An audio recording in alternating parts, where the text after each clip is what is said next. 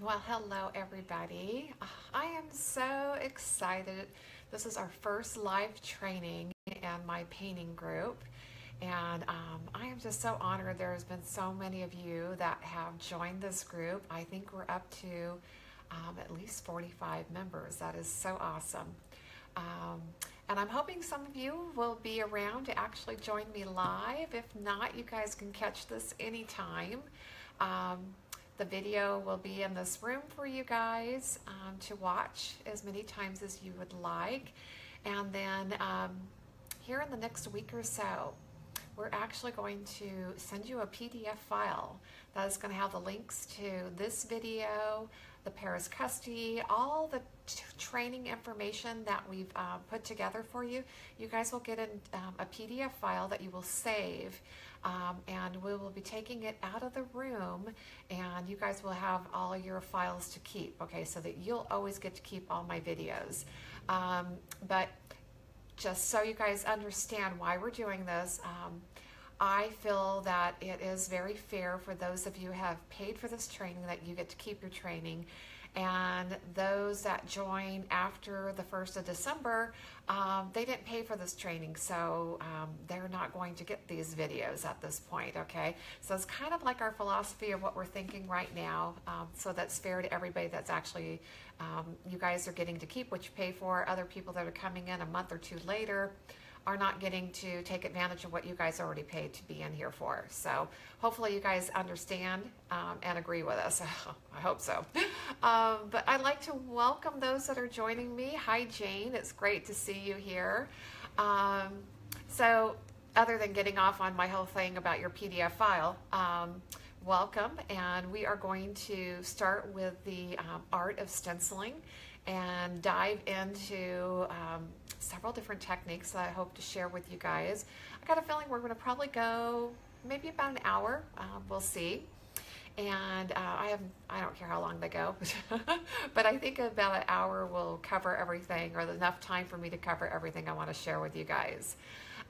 So just so you know that I discovered the art of stenciling about 30 years ago, and that's kind of what brought me into this whole industry and what got me started into the decorative painting.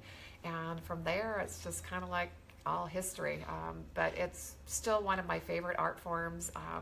I totally get lost in it. To me, it's just kind of like that one thing you can do that to me doesn't take any brain power at all. I just can get lost in it, lost in my thoughts, and a happy place for me. So it's definitely my jam. And I'm going to have to reposition the camera because I'm going to bring you guys down to where you can see what I'm doing here on the table. And I'm going to start you guys off with just basic one color shading. And then we're going to go into multiple color shading. We're also going to do a monochromatic theorem or bridgeless style stencil. I'm also going to show you how I work with metallics on a dark finish. And if we have time, we're going to do a stencil with foils. So let me get started and see what all we get accomplished today, okay? So you guys are looking now. Ooh, it looks like my camera's just a little crooked here. Let's get things straightened out. Ah, that looks much better. You're looking at a dirty stencil, okay? So there's nothing painted on the surface. This is just a dirty stencil. It's a pretty dirty stencil, but it is a dirty stencil. The first thing that I always like to do is just tape my stencil into position. I do use spray adhesives when they are needed, okay? And, you know, as you guys, I'm going on this, please feel free to ask questions. If I just haven't gotten there yet, I'll let you know, or I'll just try to go ahead and answer your question. I've got the camera positioned where I can hopefully still see your guys' questions, okay? So I'm using 3M tape. Most of the stuff I use is 3M. I also use the orange core, but I have a tendency to put the tape like on my clothing first. It even gets a little bit less tacky if the surface I'm going onto is delicate. And that's just a little trick, you know, if you are taping to a more delicate surface. The other thing is I like to, when I'm just proofing out a stencil, like this is just going to be a proof, I'm just painting it out, and this would be to test my color choices, to figure out what all the openings are, to see how the pattern lines up. Those are just some of the things I like to do first before I actually attack my project or my wall. But if I am just going to stencil on a wall, I'm just using acrylic paints or something similar, just taping into position normally works really good. Not unless you've got a design where there's a lot of really loose areas that tend to want to move on you, or you're going to go into an embossing technique, then I'll go for a spray adhesive. Stencil Ease is this product here, and there's another one by Aleene's. I think both of them can be found at like a Michael's or a Hobby Lobby. But those are the two that I like to use, and they are a repositionable spray adhesive, not a permanent spray adhesive, okay? You guys don't want to get anything permanent going. You might have your stencil stuck to your surface and not be able to get it off. So, like I'm just doing this on paper, if I was just working on a wall, again, I'm not going to mess with the spray adhesive, not unless I absolutely need them. I'm also working with just acrylic craft paints. Deco Art has been the brand that I've used for years. This is Americana. They're a relatively inexpensive paint to use. They've got a huge variety of colors. They dry fast, and all I'm going to do is squirt out a little bit of color, somewhere between like maybe a dime to a nickel-sized puddle of paint. You don't need a lot of it. And as the paints just sit on your palette, they can start to get dried out anyway. So I'd rather just pour out a tiny bit at a time and just reload my plate as needed. Okay, I got a ton of plates here. Let's get rid of some of these. And then this is Brush and Blend. It's an extender, which is meant to keep the paint wet longer, as well as sometimes it can shear out the color a little bit for you, but it's basically meant to keep the paint wet longer so that when you're stenciling in a dry brush technique, your paints are not going to feel dry and chalky. I'm also using a couple of pieces of paper towels. I've just got it folded over so I have an area to offload. Okay, when I go to load my brush, before I go there, okay, we're using a stencil brush, okay? This is a traditional stencil brush. Hopefully you can see that well. They're round in shape. They're very blunt cut on the end. These are the brushes we actually have manufactured, so you'll see that they have my stencil name on here, which is the Stenciled Garden. And you want to make sure that you are getting a good quality brush. Don't skimp on your brushes, because it really is important to have a good brush. It makes a difference when you are painting. So I'm going to pick up a little bit of paint. I'm not actually putting my brush into the puddle of paint. I'm kind of picking up a little bit from the side and just bringing it over to a clean section of the foam plate. And then I'm going to take just the corner of my brush and just barely pick up some of that liquid. I don't know if you guys can see that floating on the plate or not, but it's clear, so it's kind of hard to see. But you don't want a lot of it, you just want a little bit. A little bit goes a long way. If you pick up too much extender, it's going to make your brush, it's going to make the paint too wet, and it's going to be hard to offload your brush and get a dry brush.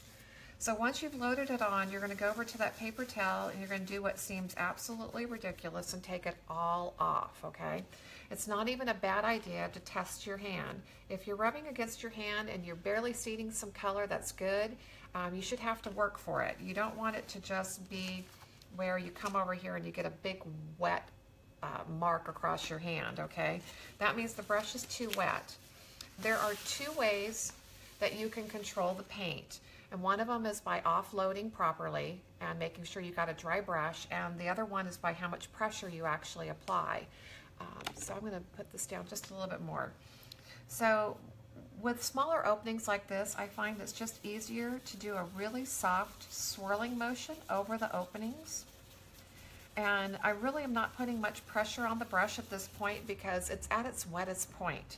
Every time you go and reload your brush, even if you've offloaded it well, that's back to as wet as it's going to be. So you can start with a really light touch, and then as your brush is starting to transfer that color to the surface, you can increase the pressure on your brush and get a little bit more paint off of there. Just so you can see what I've done so far, I'm going to lift it up, and you can start to see that I've started to actually paint the petals, okay? With the art of stenciling, you are definitely going to be loading and offloading your brush over and over again. It is just the way you create that dry brush, okay? I know that after you kind of get to where you have mastered the technique, you can probably leave your brush a little bit wetter, but you still don't have as much control, okay? So the biggest trick is just that brush being dry enough, and then how much pressure you're applying over the brush. The other thing is I want to teach you guys how to do one color shading. And one color shading, especially with your deeper, darker colors, you can get a lot of value range from just one color, so that you can make something look more dimensional and have a lot more depth. And the one color shading is just from keeping some of the areas light to allowing the brush to go over and over in certain areas and to get a darker value. These openings are so small, you're not going to get probably too much shading in an individual opening, but you can get the shading on the overall petal design, okay? So by leaving some of them light and some of them dark, but this petal here was big enough to actually get some shading in there. I'm going to lift this up, and hopefully you guys can see that really well, that a couple of the petals were large enough to get a little shading in them. Other than that, you're kind of shading the object, where I want to have some of the petals dark and some of the petals light, and so there's a little bit of dimension into the flower itself. I always try to make the most of each color I use and get as much value range as I can. So a quick way to attack something of this, type of design where there's just a whole lot of little openings is I would go over everything lightly to start with, and this way you're just going to have the shapes painted and they're going to be there. Okay, so I'm just kind of going over everything lightly,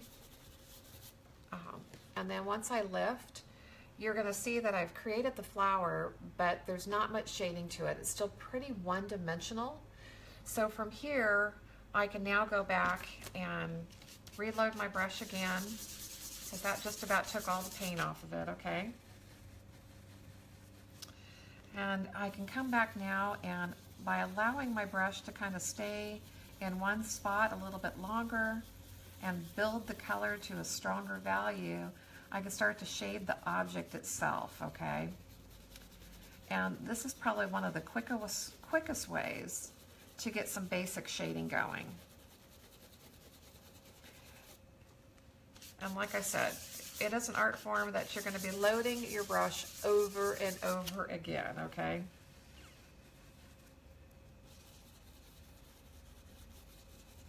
And just come back, and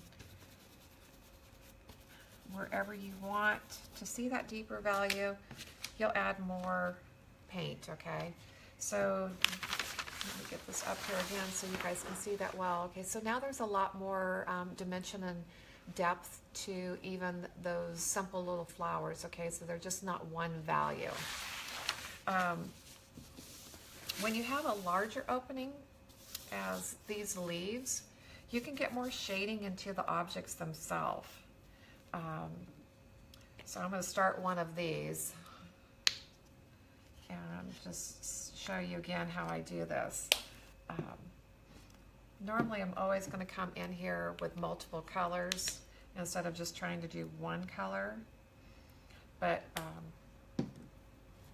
you definitely can do single color shading. Another little trick I've done over the years is this is just like a baggie, like a sandwich baggie, and a paper towel that I've already gotten damp. And I put the damp paper towel into the baggie so that when I'm not using a brush and I might be coming back to this color, I'm going to put it inside the paper towel, and that's just going to kind of keep it fresh. I call it a wet bag, but I mean it's just a damp paper towel, but that helps to keep your brushes from drying out, because as if I just lay a brush to the side while I'm changing colors, acrylics dry so fast that your brush is going to dry out on you. Okay, so I'm going to start doing a two-color shading here, where I'm starting off with a light green. This one's called Hauser Light. And I'm just going to paint the whole shape of the leaf. And anywhere where there is a little bit of a stencil that wants to move, this little bridge here has a little bit of movement to it. I'm just going to keep my finger holding that Mylar down so that it does not move while I'm painting on it, because the swirling motion really does want to move the stencil itself if there's any part of it that can move. Now I'm working around the outside edge where I'm trying to define the object more than anything. Okay. I'm going to move my tape here so that I can lift this corner up for you.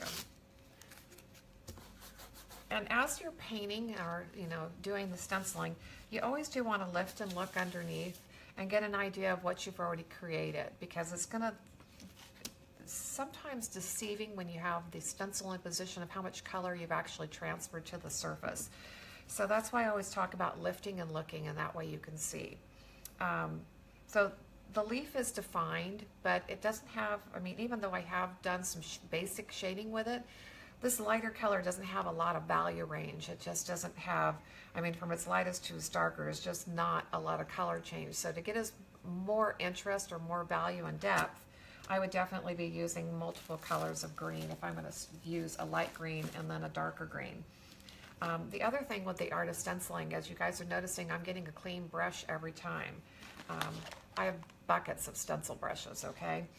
And the reason being is you're always going to be doing a dry brush, which means you got to start with a clean, dry brush. You cannot, oh, Tammy, that's great. You're listening to me. So well, at least you'll have this visual going through your mind, and you can go home later and actually watch everything that we're doing. But with the art of stenciling, you need to have as many brushes as colors you plan to use, because every last one of them has to be dry and clean before you can start in a new color. Otherwise, it might take you a while to get your project done. Okay, so I'm loading on my darker green. That there is some strong contrast between the two colors I picked for shading, okay? And I like to have some contrast so that I get a lot of value with the colors that I've picked. So with the darker green, I don't have to go all the way around the leaf again, or whatever the object is. I can definitely come in here and shade randomly where I would like to maybe see a darker value. And don't put a whole lot of thought into that, you guys. Just random is the best way I can describe it, because if I put less thought into maybe where I'm shading, I think they look better. But once I lift this up, then you can get an idea of the dimension and the depth that's being created. And I don't want to go back and shade all the way around the outside edge, because it's going to look like I outlined it. So that's what I'm talking about, random placement of your shading. And we can also even go back to the flower if we wanted to add a little bit more dimension. Oops, I already have that color out. Okay, because I poured out the two colors of red. So I have, this one's called Tuscan and this one's Napa, where I can go in here and just grab this darker color so that I can get a little bit more dimension into the flowers. Aw, thank you, Jane. I appreciate that. And Tammy, you have me worrying. You said you're driving and listening, but you were texting, so please be very, very careful, okay? So I picked up the darker red, and now I can actually go back in here into the flower, and places where I maybe even started to shade a little darker, I can go in here with this darker red and even add more contrast and make those flowers pop, okay? So that kind of depends on, how much contrast you want to get into things, but I know that the more contrast I can create, the more depth you will create into your painting, and it just makes it from being one-dimensional and flat and looking like you went and filled in the holes to at least two-dimensional.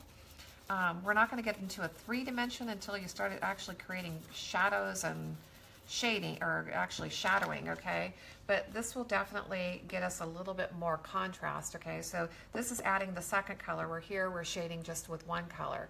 So it gives you a little idea of how much contrast that you can create and how much you can pop the actual elements, make them come more alive, and just create more depth. And the acrylics dry so quickly so that if there are any little bit of flaking of paint, I can easily and quickly just brush it away. Nothing's going to be wet. So when I'm doing multiple colors like this, I have a tendency to go through and do like all the flowers with the first red, and those are going to dry, so that way I can come back and then start shading with the darker red. And the same thing with the green. You want to let that first color dry long enough before you come in with a second color, because otherwise the colors can actually blend. And one thing with acrylics, they look good if you're layering them on top of each other. They don't always look really good if you're blending them. They tend to get muddy. It's not a color that stays real pure, okay? But they are pretty if you're layering. Just don't want to get wet on wet with them. So if I was coming through here and wanting to do all the greens for the vines and the leaves, I would just quickly go over everything. Like I said, all I'm doing is just making sure that I have completely created the shape of the object, and I know that I can shade it with the darker color. So I don't have to work too hard on defining everything, but that'll just get everything started, and then you can come in and decide even where you want your shading. And that's the nice thing too about picking up your stencil and peeking, is you could determine, you know, maybe where you want some of the darker areas, if it's like the illusion that's touching the flower, or if you're going to actually create kind of a light source and have everything like shaded on one side. But like I said, I don't put a whole lot of thought into it. I kind of keep it random, and I think that's just the easiest and the fastest way to actually do the stenciling. But that green, that first green, I'd want to let it sit for at least a few seconds. I picked a surface I'm working on. Again, this is just my packing paper that we pack all of our packages with, but it's large enough to do some of these bigger designs, and being on paper, definitely the paints are going to dry even quicker because it's going to soak into the surface. Whereas maybe if you were on a painted surface, it'd be a little bit longer before I'd want to wait before I'd come in here and start shading. Because like I said, I don't want the colors to blend together. I want them to layer on top of each other. So as we're going here, you guys, if you have any questions, please feel free to interrupt me. I have been told by my boyfriend that when I do my videos, I can talk, okay? And I always say, well, I'm instructing, I'm teaching, of course I'm talking, okay? He was trying to get a word in edgewise once, I think. But I will continue to, even after this video is posted, because I know not all of you are going to have a chance to watch this live. You guys can ask questions even when you're watching the video, and I will definitely come back in here and answer them later, okay? So don't feel like you can't ask a question even if you didn't get to watch the video live. I want you guys to realize you can ask anytime. So this is the start of everything, and you can continue to just build on that and get as much contrast and as depth as you really want to. And then I'm going to show you guys, this is the one that I started the other night when I was just doing a live on my regular page, and just kind of introducing this new stencil, which is called Summer Breeze, and just kind of showing people a little bit about the art form and teasing them to even come join the group. That night I didn't do any of the additional shading. I only did the one color shading, so I didn't do all the additional color that I put in here and the deeper, darker shading until after the video was over with, because I only wanted to share that in the group with you guys. But once this one is done, this design is created to actually do a continuous repeat. So it will just be matching up wherever you want to start again, okay? So not everything is going to actually touch, but you just will position the design to where it's repeating, okay? And you will just continue to paint. So you will just position either above, below, to the right, to the left, and do as many repeats as you possibly need to. Or if you're even starting something smaller, you can only stencil what you need on that particular area. But this is a great new design. Let me see, Jane asked a question here. No, Jane, this is actually, while I was live, I only did one color shading. I don't know if I got into the second color shading when I was live or not. But after I was live, then I came in and I used all 4 colors, just like I was showing you guys a couple minutes ago. But on the live, I did not get into doing multicolor shading. I was only showing one color shading, just basic, okay? So all this green is multiple colors. So the colors that I'm using tonight is Hauser Light, not Plantation Pine, and Evergreen are the 2 colors. So those are great acrylic colors to work with, and just really complementary, and are really good with a lot of other colors. They work really well. So that's it with basic shading, you guys. What I want to show you next is, let me get one of my other boards out here, is I want to show you guys working on like a dark surface, okay? So this is my Madrid pattern, and I'm starting on like a black finish. And this is just going to be something a little bit more dramatic, okay? And I'm going to use metallics, and I'm hoping I can get the lids off, okay? I'm using my Modern Masters metallics, warm silver, and also antique bronze, okay, will be the other color. Oh, nice! The jar opened, okay? The one thing with my jars around here is sometimes the lids kind of get stuck, so I was really hoping that that wasn't going to get stuck. Oh, this one's brand new. Okay, that's why it's not stuck. There's a good reason why. Okay, so let me just clean off some of this paint here so we don't waste a ton. And even wash off my fingers. Okay, I'm going to grab a bigger stencil brush for this, because the technique that I've done so far when I was working on the Summer Breeze is working in a circular motion, okay? That's a swirling. And it truly is just a circular motion. So I'm not like making big circles. I'm kind of making a little circle rocking motion. So the brush is just kind of moving in a circular motion. Because I don't want to make a circle when I'm painting, okay? It's just kind of like a rocking motion.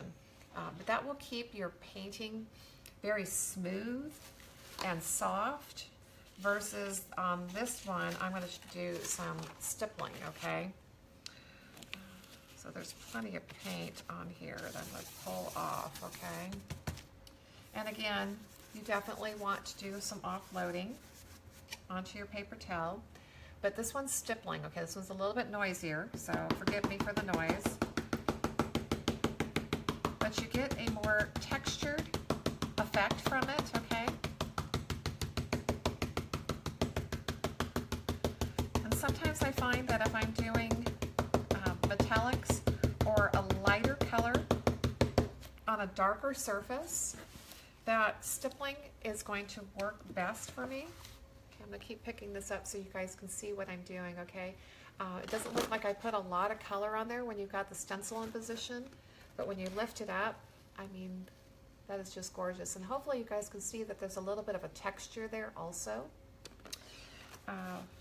So one technique is not really any better than the other. It just kind of depends on what I'm doing, the look I'm trying to achieve, or truly what's the fastest and the quickest to get me done. Even though I love this art form, you definitely want to be able to get your projects done in somewhat of a timely manner, okay? So if we can give you great results and get you through your project faster, amen to that, okay? So amen to that, sister. We definitely want to get something done in a timely manner. So I'm going to get about half of this done so that I can go in here and show some shading. Aw, thank you guys.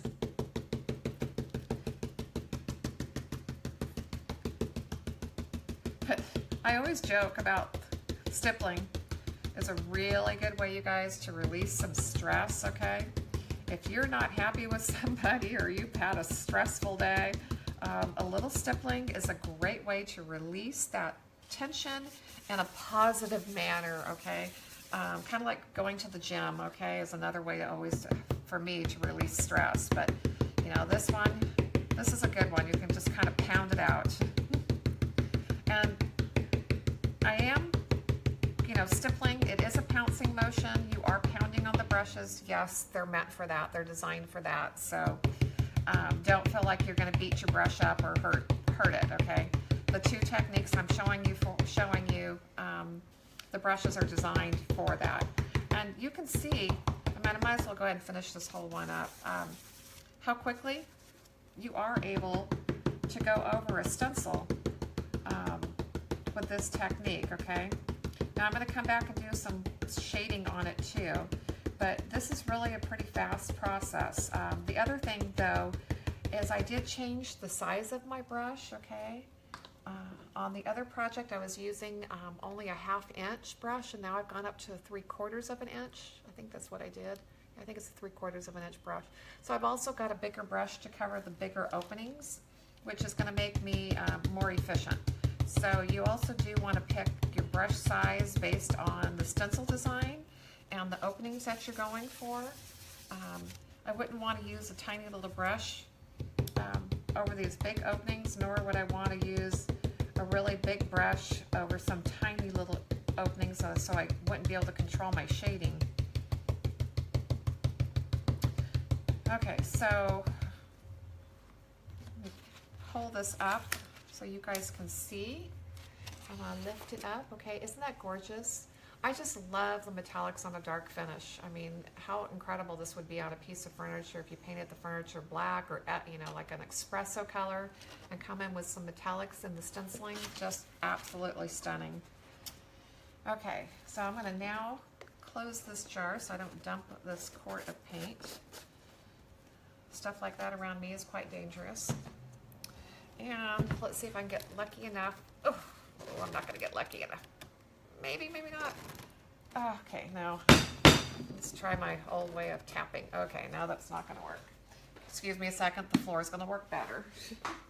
Okay, one thing I want to fair warn you guys about, if you tap your jars like I just did on the floor, hoping and praying that'll open, oh thank goodness. Be really careful, okay? I have cracked the lids doing that, okay? So don't pound really, really hard. Pound lightly, and hopefully you won't crack your lid, okay? So I'm careful about that after I had a quart of paint on the floor once. Okay, so I've got a color here that has some strong contrast. And I'm just going to show you guys on even my paper towel here, okay? So that is the, what did I say? It was warm silver, and this one is antique bronze. Okay, so there's a good contrast between these colors, and I'm just going to come in and randomly, okay, again, when I'm coming in and shading, it's always a random application. I don't want it to be everywhere. I don't want it to look like I came back and outlined something. So random is always what I'm going for. And this is just going to be a slight variation in the color, but it's going to give it a little bit more depth and dimension, okay? And you can see how quickly I'm applying that. So I'm going to lift this up, and hopefully you guys can see the difference.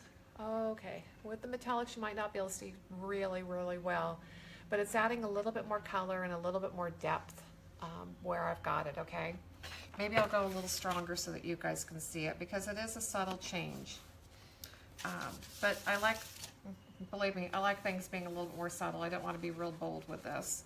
But for me to be able to show you guys this on the camera, especially with metallics, they're so reflective, sometimes hard to be able to see exactly what you're doing when the lights reflect, okay? Because it's gorgeous here, okay? I want to make sure you guys can see how gorgeous it is. And hopefully you can see that a little bit better. Jane, you're staying with me really good here. Hopefully, does that show a little bit more now that I made it a little bolder for you guys? But it is just another way to get a little bit more contrast, a little bit more interest into what you're doing. Maybe if I just lightly move it up, that will actually help you guys to be able to see it. Ah, thank you. Appreciate that, Elizabeth. But yeah, there's just so many different fun things that you guys can do with your stenciling. And so many different surfaces and applications. But with this one, I'm just going to finish it out so that I can show you guys, because this is such a quick process. Sorry guys, I had to take my sweater off. I was cold when I started and now I'm hot, so always my gift of being menopausal, either hot or cold. I'm not sure which I am most of the time. I'm sure there's a few of you out there that can relate with me. But if you can, just think of the possibilities of all the different things you can do with metallics and with stenciling, changing your background color versus being on something light, working on a dark surface, which I'm showing you guys. The options are just so endless. And I think because I'm probably going to have enough time, next thing I'm going to show you guys after I finish this one up, so I think I'm going to go and show you guys how to do some stenciling with the foils. And I just wasn't sure how much time all this was going to take and how many questions you guys were going to have. Huh. Oh, some of you can relate. You can relate with me, huh? Okay, let me see if I can pull. See if I can pull this question down, you guys. Oh, I can't scroll it down. Darn it. Oh, there we go. Too much.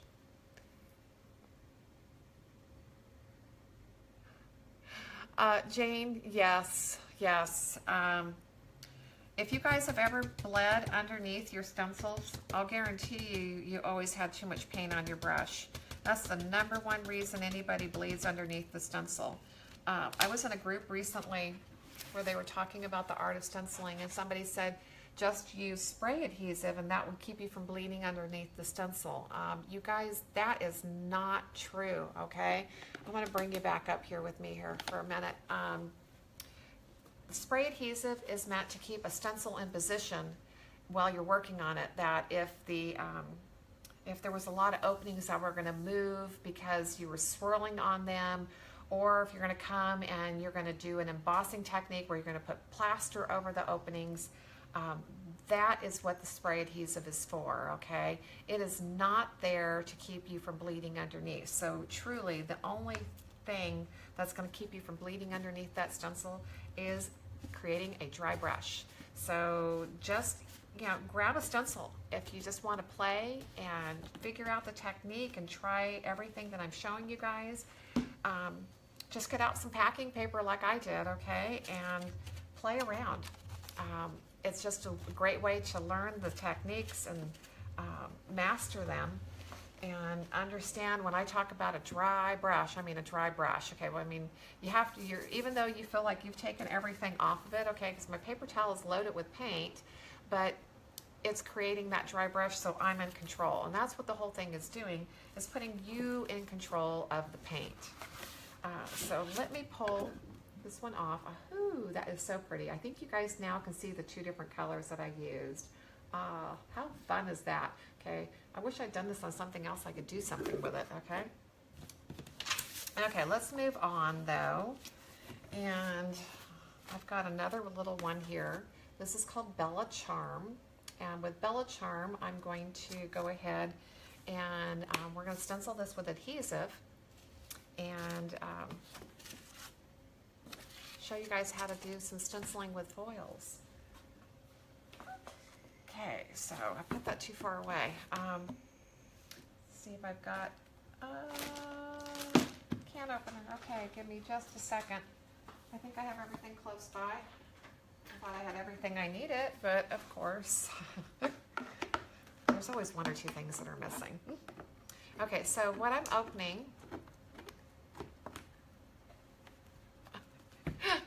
Okay, Tammy, I'm glad to hear you weren't texting and driving.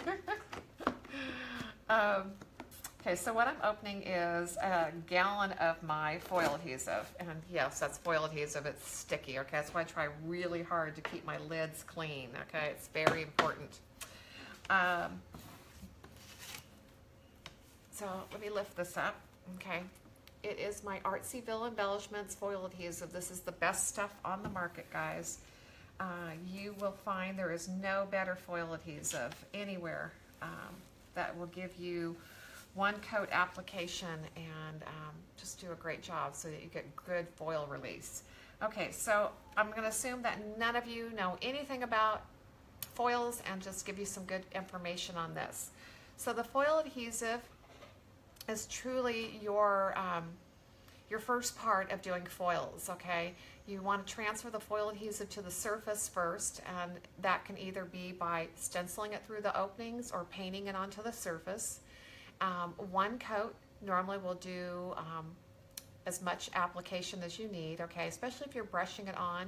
Now with stenciling it on, I actually might go ahead and stencil on a second coat just so that I know I've got enough, because with, like I said, with the art of stenciling, we're doing dry brush. It's going to be on there really thin, and I want to make sure I have enough adhesive so to pull the metallization off of the plastic, which is the transferring of the foil. Okay, let me get a little stir stick because I don't want to throw my brush in there. And let's pull out some adhesive, and that should probably be all we're going to need. And just because I don't want to be hitting that bucket, I'm going to put that underneath and make sure that it's out of my way. Okay, so let's put the camera back down. You guys don't get to see me anymore. And so the foil adhesive is on there, okay? It's white on white, so it's not going to be the easiest for you guys probably to see. And I'll put it up here so hopefully you can see it a little bit better. And I didn't pick up a lot, so I'm kind of basically going to pounce it back off onto the surface and then pounce it onto the stencil, okay? So it's going through the openings. And like I said, you still want to dry brush with this, but the way the medium works, okay, it just tends to kind of soak into the bristles, so I find that I don't always have to offload with it if I've only picked up a little bit, okay? And I hope you guys can tell I'm picking up a tiny bit at a time here. And I'm just pouncing it in because that way I can cover the openings pretty fast, okay? And I can see what I've done here. I can see where I've actually stenciled because the adhesive is going to be a little shinier than the surface underneath. So that will definitely help so you guys can see where you've gone and what you have done. That's the other thing though, is I normally methodically work across the stencil from right to left or left to right, and that way I don't miss an opening instead of just here and here and here. That way, that type of technique, you might miss something if you're looking for 100% coverage. If you were looking for random application with your adhesive, then that would work, okay? But I want to stencil the entire design with the adhesive because I'm going to transfer foil over everything. Now the foil adhesive, once it's applied to the surface, it needs to set up for at least 15 to 20 minutes. And that's how long it takes for it to get to what's called a firm tack. And you cannot transfer until it's at a firm tack. If you try to transfer it when it's wet, you might get some transfer, but it's not going to be much. Okay, I'm going to lift this up, so hopefully you guys can see that it's transferred the design. It's made it a little shiny. And any place that I don't feel like has a lot of coverage, I'm going to go ahead and go back over those so that I know I have enough adhesive, okay? So like I said, on this type of application, I normally have a tendency to go ahead and pounce on 2 layers just because we're not getting on a thick amount, or so you're not brushing it on, so you're not getting full coverage like you would if you were brushing it on. Now my foil adhesive is water-based, so the best thing, or my best advice would be, once you have stenciled the design with the adhesive, it would probably be the smartest thing to go ahead and take this to the sink and wash it. Now, one of my customers did a large project where she had stenciled many different repeats, and the adhesive had built up onto the stencil to where it was almost thick, and she was peeling it off in sheets, okay? So if you don't get to it right away, believe me, you can still get it off, okay?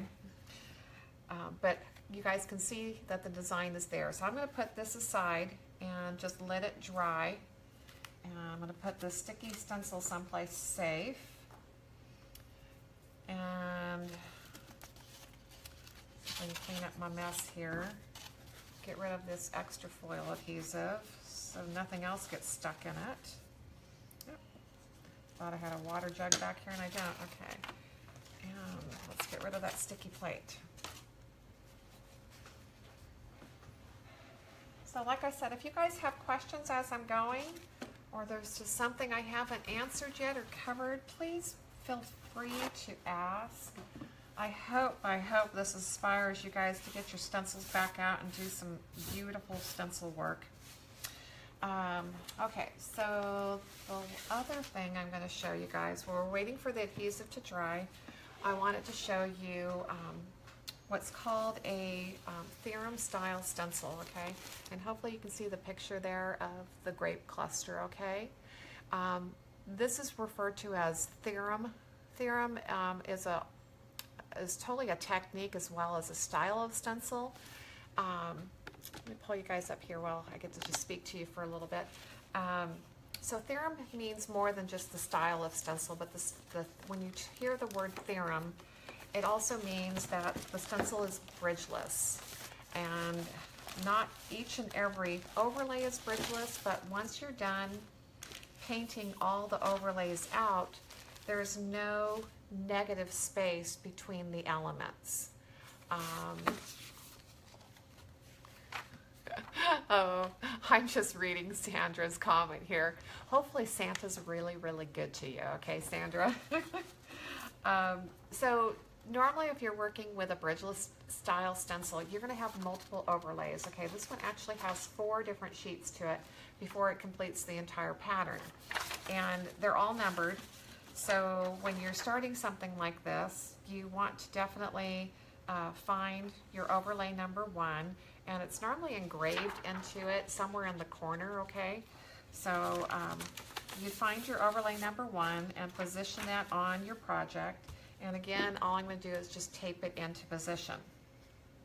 And as I was starting to say that each overlay has bridges, okay, meaning all the elements have to be bridged away from another element. Okay, Jane, I'm going to go back to this other stencil. And so this particular stencil, the Madrid, and the Summer Breeze that I used, every opening and element is bridged away from another element, meaning a part of the mylar that's uncut, this is referred to as a bridge, and it's bridging apart this opening from that opening. I hope that makes sense to you.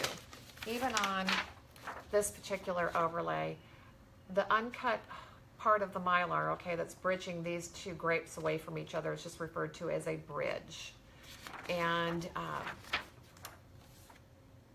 a single overlay, okay, just meaning it's 1 sheet, meaning like the Madrid is completely cut on 1 overlay. This is a single overlay. All the elements are bridged away from each other.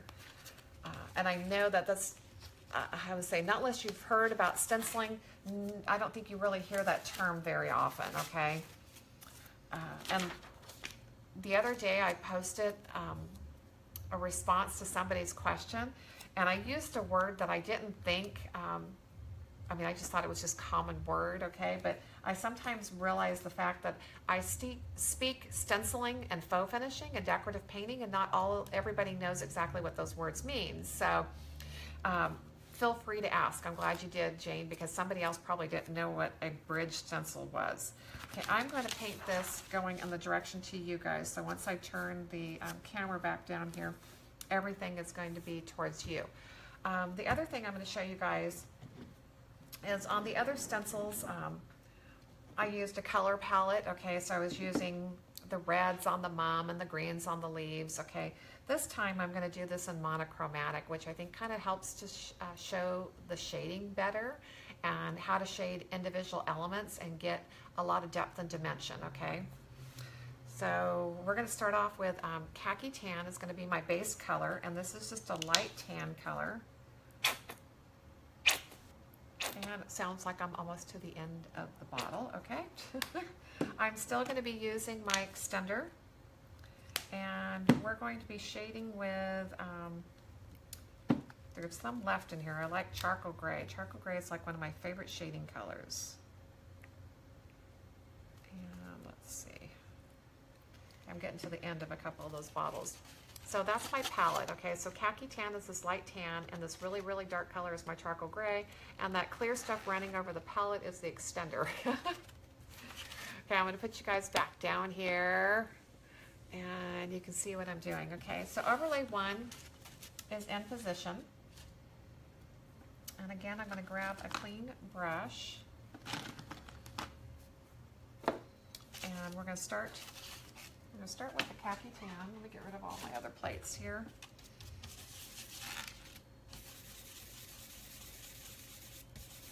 And hopefully, can you guys see everything I'm doing really well?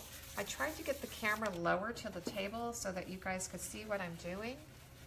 Okay, so again, you saw I load it, I'm offloading, and I'm going to go ahead and stencil every object on here. And I'm working around the outside edge of the openings because I want to define the outside edge more than I need to add a ton of color to the center of the object. When I'm working on a light background like this, I'm actually using the color of the paper to be my highlight, okay? So if I lift this up, we've already got a leaf here that looks dimensional, and it's because I'm just using the background paper, that color, to highlight for me. So I'm going to continue to stencil everything out. So this one's going to take a little bit longer for me to get through because I want to stencil all the elements so that you guys can really see the shading that is necessary to do a bridgeless style stencil. So the reason why this one's cut in multiple overlays is for the fact that all the grapes are going to touch in the end. There's not going to be a negative space or what looks like a bridged element or a bridged opening between the elements. They're all going to touch. So your shading has to be way more precise when you're doing a bridgeless style stencil. And as I get to the next overlay, this will make a lot more sense. So now I'm going to come in here and I'm going to stencil the grapes. Like I said, I'm doing this all in monochromatic, so it's just going to be in the khaki tan, and we're going to shade with that charcoal gray. And the one thing I can tell you with doing this type of stencil is you probably are best to paint out the entire thing. See if you guys can start to see that, okay? Paint out the entire design and then figure out where the next grapes are going and where they're going to touch, okay? But one little thing I can give you a hint is where there's a bite taken out of the grape, most likely there's a grape laying over the top of it, and this one is behind, okay? So the section that looks like it's got a little bite or a little part of the grape missing, there's another grape that's going to come over the top of that one. So this is the area that's going to be shaded the darkest because I want that to look like it's behind the other grapes, okay? So I'm going to come in here with my nice dark charcoal gray. Okay, that color's scary. There's a lot of contrast, okay? I'm also going to use a little bit more of the extender, so I'm going to make it a little bit more transparent. because that is a really, really dark color. I'm also going to make sure I'm offloading really well so that I can control this. And I'm going to shade those edges that I know, okay, are going to be behind the other grape. Now I know this because I'm the one that designed the stencil, so kind of have a little bit of hint of how things are going to come together. But for those of you that, you know, would be doing this pattern for the very first time and you'd have no idea, it's best to go ahead and just paint out all the different overlays and then see how the design's coming together and decide where you want to put the shading, okay?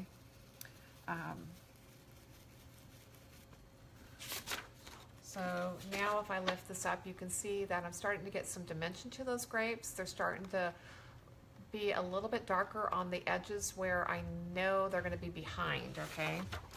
And with the leaves themselves, I'm just going to come in here and do a little bit of random shading just to get a little bit more dimension. There's nothing else that's going to like really touch the leaves, and leaves, like I don't have to worry about another leaf going over the top, I don't believe. But this is more of just kind of getting some shading and creating a little bit more dimension. And I went for a smaller brush, so I'm actually having to work a little bit harder because I went too small of a brush because I was looking for a brush size that would work for the grapes. And this brush doesn't work for the leaves as much, okay? This is a little small. Okay, and I'm still a little wet, even myself, okay? I didn't check my brush. Okay, so when I lift that up, we're starting to get some dimension, okay? And if I feel like I need to shade any more on those grapes, I can shade on those before I lift this stencil away. Okay, once I get this overlay off, it's going to be a little bit harder to realign it.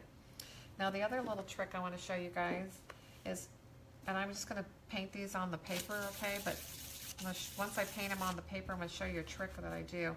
Okay, these are called the registration holes, and they're meant to help you line up from repeat to repeat or overlay to overlay, okay? So they're little triangle marks. I think you guys can see those. Okay, instead of painting them on paper like that, because you'll never get rid of those marks, the trick that I do when I'm actually working on a project or a wall is to put a piece of tape underneath that triangle, and then I'll stencil the shape onto the tape instead. So that way I can find that mark, but it's going to be on tape and not on my project, okay? You guys will love me for that little trick. Okay, so I'm going to remove the first overlay, and we're going to go on to overlay number 2. And again, everything dries so quick, so you can definitely always get in there and brush away any little flakes of paint. I am going to take that tape away just because I can see that mark so much better here. Matching up my triangles, but I'm also going to look at the openings and make sure everything is definitely aligned well. Okay, so here's an area that is on the leaf where the leaf is supposed to be curled up on that edge, so the part that I just removed, that first overlay, I should have shaded darker along that edge. Now I always have the opportunity to put my first overlay back down and shade that area if I need to, okay? So we're going to start here with the khaki tan again. Oops, let's get some more paint here. Picking up too much extender and not enough paint. Okay, and like I said, we're going to stencil everything. So even the stem, that part of the leaf, the grapes, everything is going to go to the khaki tan color. And once I lift this, you're going to see how everything is going to start to touch. And to accomplish this, most types of bridgeless stencils are going to be a minimum of 3 to 4 overlays. So hopefully you can see how the grapes are starting to come into the bunch and they're starting to touch each other, okay? And even the edge of this leaf, if I don't shade that any darker, the shading would be okay on the first overlay, but if I want to make it look like it's more shadowed where it curled up, I could always go back to the first overlay. So everything is started. Now I can go back with your darker color and get in here and do some shading again where it looks like that part of the grape will be behind another element, or like the grape here is going to be behind that leaf. Okay, so I'm going to shade darker on that edge, and anywhere where I can tell that it's supposed to be behind, I'm going to start to shade a little bit darker. If it's up on top and it's supposed to be over another element, I'm going to keep it light on that side. That's also going to help with keeping things to make them look rounder, is by having one side light and one side darker too. So that'll kind of give you the illusion of the objects being rounder. And this is why I did move to the smaller brush, is because I can control also barely going into the openings of those objects, okay? So hopefully, can you guys see that well? Where the shading is starting to come alive and things are starting to get a little bit of a dimension. And like I said, I'm going to shade a little bit on the outside of this part here because that's the part of the leaf that curled over. I'm going to get a little random shading on the stems. Not a lot. And I will probably have to put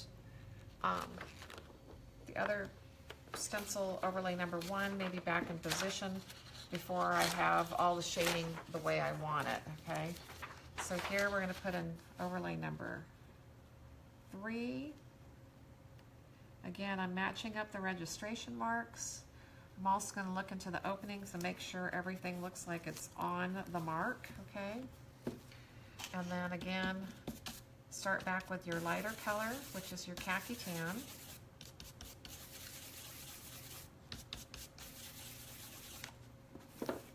And it's kind of fun painting things in a monochromatic way that you just don't always have to paint it in a, you know, a palette of true color, okay? Like it doesn't have to be a cluster of grapes that are purple. It's kind of fun to have something that is monochromatic, and this way, like I said, you can really concentrate on the shading and not get hung up on color choices. Okay, so again, I'm just going over all the openings. I'm definitely staying into that swirling technique because it's soft and smooth. Okay, I'm going to pick up some more paint. And make sure the objects are all defined. That's about as much color as I'm worrying about giving them, as just defining them so they look like they're part of the cluster. And I'm going to keep lifting up every time so you can see the new ones that I just painted. Isn't that pretty cool, Tammy? And then we'll come back with the charcoal gray and get some of our shading in there, okay? So I'm going to need a little bit more of the extender. Once you guys get used to using the extender, it's just nice because, like I said, you can make a color more transparent. You can keep the paint wet a little bit longer. Again, it's a whole control thing for me. You guys notice I like to control things. I did admit the other night I was a control freak. Hard thing to admit, but it's true. My kids will tell you for sure. So as I'm shading these grapes, I don't want to bring the shading down too far. I want it to kind of give that shadowing effect that it looks like the other grape is just right over the edge. So if I even like shadow my hands, okay, so the light I have in this room is from the left-hand side. As I put my hands together, there's a little bit of a shadowing between them, so it's going to make it look like this hand's behind the other one. And that's the whole thing that I'm trying to do, is just push it behind.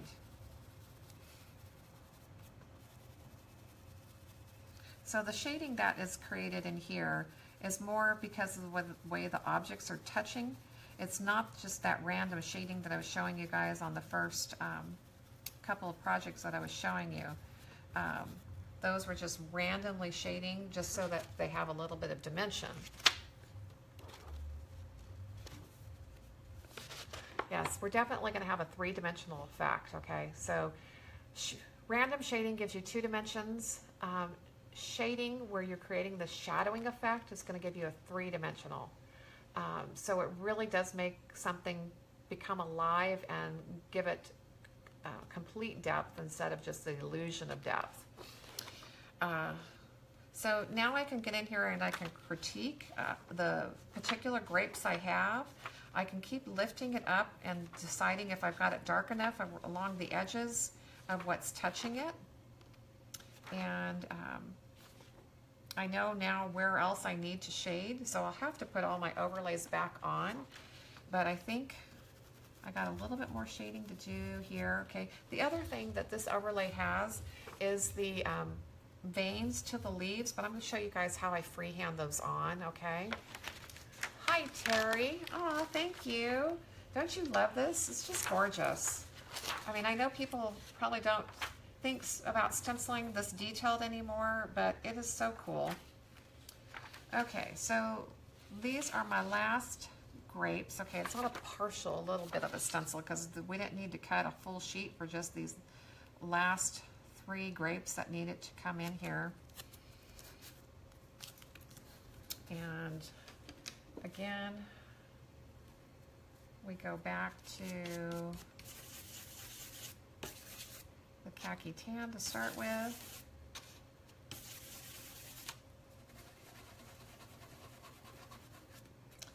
And paint the last 3 grapes. So our cluster will be complete now. So we have all of our grapes, but you can definitely tell there's not a lot of contrast between them yet, so they almost look like one huge grape. So we still got to shade and basically shadow them. And when I was talking about how you might have to paint every overlay first, okay, you might get in here and just stencil each overlay with just the khaki tan and not even try to shade it until you understand what's touching what, okay? And you could always go back and reposition all the other overlays, and then you have an idea of how the grapes are touching and which one looks like it should be behind the other one, and you'll know where to come in and actually create the shading that you need. So that's what I'm doing here, is just creating that darker shading or shadowing so that they start to look very, very dimensional. Pretty cool. Okay, I'm going to go back to overlay number 1, and that way I can add the shading that I need on some of the areas that I just missed, okay? It's been a while since I've actually painted this design out, so can't expect me to remember exactly where they needed to be shaded, okay? But I didn't do too bad, not too bad at all, okay? So like I said on the leaf here, where that edge is curling up, and I want it to look like it's shadowed in there from the edge curling, okay? I'm going to add some color there. I'm definitely going to add some color where the grapes are over the top of the leaf here and shadow that a little bit more. So that leaf has definitely come more alive. And I mean, you can do more shading overall if you feel like you got one spot too dark, but don't always critique your work way up close. You want to make sure you like the way this looks from a distance too, especially when you're doing this kind of shading. You want to give it a good 5 feet plus and make sure that you can see the shading that you created and the shadowing and the dimensions there. And now you know if there's a grape that's just not going to touch anything, and you can even like shade the outside edge of it. So you can continue to play and play and play with this. There's been times where I've just sat here and played with the dimension and the character of the leaf and coming back and shading and shadowing. And like I said, I love doing this stuff, so I can kind of get lost in it and just have some fun for a while, okay? This leaf here, nothing else is touching it, so it's just more of a playing around and just random shading than anything, because it's actually going over the top edge of these grapes, so I don't want to add any color on those edges because then the grapes won't look like they're behind. But I think that's about it. And you can always, like I said, go back to each overlay, determine if you need to add any shading anywhere. And just make sure when you're doing this that you are lining up that stencil really, really good, that you have got it completely in position, because otherwise you could end up with what I call like blurred vision, where you're not completely back on the mark and it just doesn't line up perfectly and it's not a good look. So make sure you completely are realigning really, really well when you come back to your previous overlays. Okay, that looks better there. So really the only grape that I think I need to get some more contrast on is this one here, because it just seems awfully light compared to the other ones.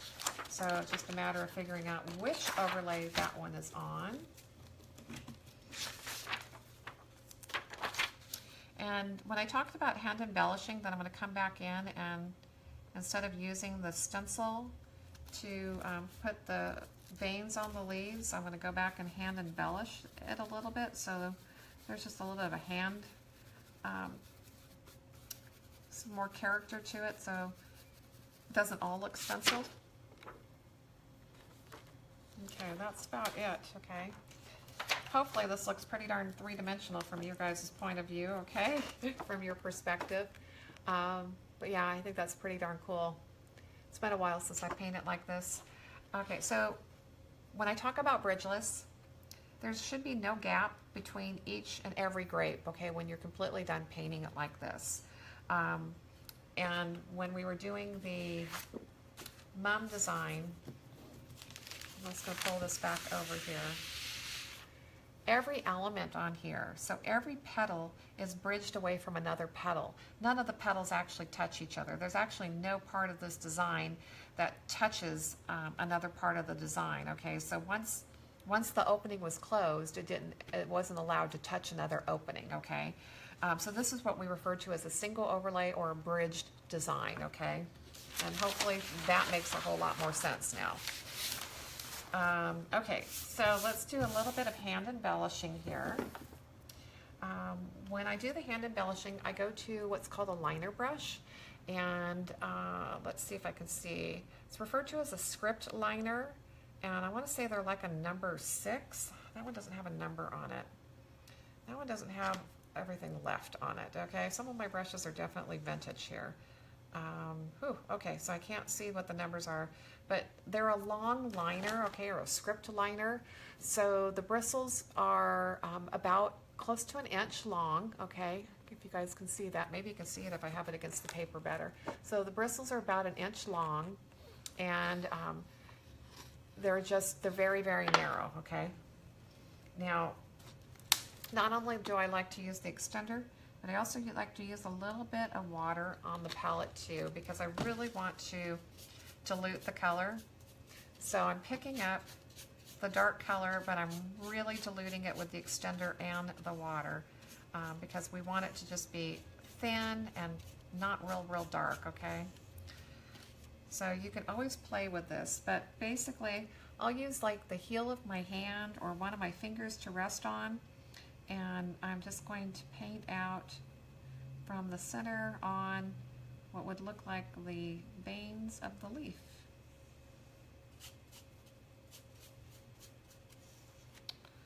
And very simple detail.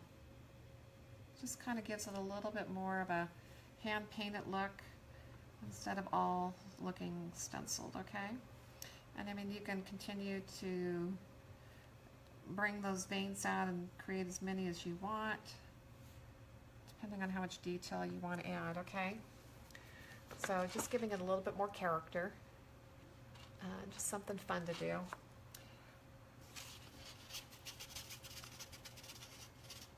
So, again, I'll have to look. I want to say it was either a number 1 or a number 6. But they're a long liner and they're pretty darn thin, okay? So it's not a big fat brush at all. Okay, I think the last thing we're going to finish up before we're done today is the stenciling with the foils, okay? So I'm going to just test everywhere that the stencil has the adhesive, it's tacky, okay? And hopefully it's tacky enough to give us a nice transfer. So again, a little bit about foils. The side that I have facing you guys right now is the side that you see the color, okay? But that's actually plastic on that side. The reverse side that normally looks a silver or just another odd color, okay, is the side that has the metallic on it, okay? So this is the side that actually has the metallization on it. And this is the side that we want to transfer. So when you are working with your foils, you always want to have it where the pretty side is facing up or facing towards you, okay? If you've got that pretty side facing the other way, you have now put plastic over the top of adhesive, and they're going to want to stick together really well. Okay, from here, all I'm going to do is use my scrubber brush, okay? And I'm going to scrub over and make sure that I hopefully have the whole pattern done. And just so you guys can see, you can tell where the pattern is kind of taking off the metallization. So you can see that you're over the right area. And then all you have to do is lift that, and voila, you have a foiled stencil. Oh, and that is bright, bright, bright and shiny, okay? Especially when you get some reflection there. So it's that simple, you guys. It's not a hard thing at all. And I hope that you guys are just going crazy with a ton of ideas floating through your head of what you guys can do with all of this. Even the foil, when you're done transferring, leaves a beautiful print, okay, into the foil. So we even play with transferring this sometimes. But yes, all kinds of fun things that you guys can do. All these techniques can be done on furniture. They can be done on cabinetry. You can definitely do them on walls. Pretty much you can do them on fabric, okay? The only one that is going to be a little bit of a challenge, because we do not have, is a fabric textile foil adhesive. So this is the only technique that I'm going to say don't try it really on fabric right now. We're still trying to get another textile adhesive. We lost ours. The company quit manufacturing it, and they're driving me nuts, okay? So I'm still looking for a really good product to work with to do the foiling on fabric.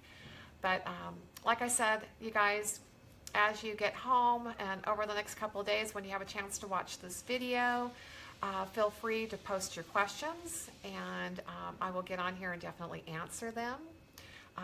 We have a little secret coming up for you guys this week. You know that we've got the Thanksgiving holiday, and there's something called Black Friday. So look for some notices on what we're going to do for Black Friday over here. And then we have December coming, and December we got a little special thing that's going to come out to you guys. We're having to kind of double think something, because we're going to mail you guys a present, okay? And then we just had somebody from Norway join. So I'm not sure we're going to be able to mail the presents to all the international students in the group, but we're going to try to figure it out, okay? And your present that you guys get in December is going to be part of your January training. So we're sending you something you guys are actually going to get to use. I'm so excited. Okay, we're still doing all of our research and getting it all together, but you guys are definitely going to have something in the mail in December. And oh, please forgive me, all my international customers. We're going to try to figure out how we can get it to you without it breaking the bank, okay? So we're going to do everything we can to make it possible. Otherwise, we might not be able to send gifts to international students in here, okay? But we're going to try to figure it out. I want to check my notes, okay? Because sometimes I write stuff that I wanted to tell you guys and I forget, okay? Hopefully I didn't. Oh, so I just finished taping your video for December, your first video that will post on the first Monday, and it is cabinet glazing. Okay, so your first training is going to be cabinetry glazing for December, and I'm going to tease you guys for a little while. I'm not going to tell you exactly what your training is going to be for the middle of December yet, but you're sure you'll hear about it sometime soon. So thank you guys for joining me. Again, if there's questions, ask them. If you guys have done some stenciling projects, post your pictures in here of your projects that you guys have done. I want you to share in this group. I want you guys to ask questions. You know, it's your painting group, okay? So please participate as much as you would like in here. You're always welcome to post. And we just appreciate you guys being part of this group and hope that you will stay with me and learn all kinds of wonderful stuff. You guys have an absolutely blessed evening, and I'll talk to you soon. Good night.